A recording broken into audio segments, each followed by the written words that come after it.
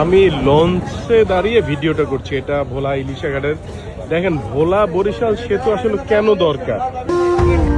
এটি ছিল ভোলা থেকে ঢাকাগামী আজকের দিনের সর্বশেষ লঞ্চ। যদি কোনো ক্রমে অ্যাম্বুলেন্স আরেকটু দেরি করে আসতো তাহলে এই রোগীকে কোনো অবস্থাতেই আর উন্নত চিকিৎসার জন্য আজকে ঢাকা নেওয়া সম্ভব ছিল না।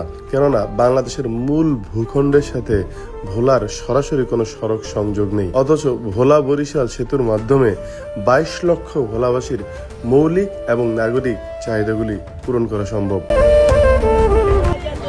আর এখন আপনারা বলেন তো, বাংলাদেশের কোন জেলার মানুষ আছে যে এই দুর্ভোগ পোহাইতে হয়?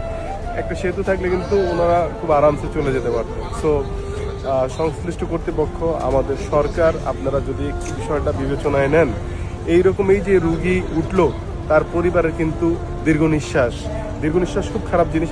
আমরা চাই না কারোর উপরেই লাগুক, কিন্তু কতদিন আর দেখেন না করা যায় কিনা ভোলা বরিশাল সেতু। বীর করে আল্লাহর দরবারে দোয়া করছেন স্বজনের সুস্থতার জন্য, হয়তো সাথে একটি সেতুর জন্য।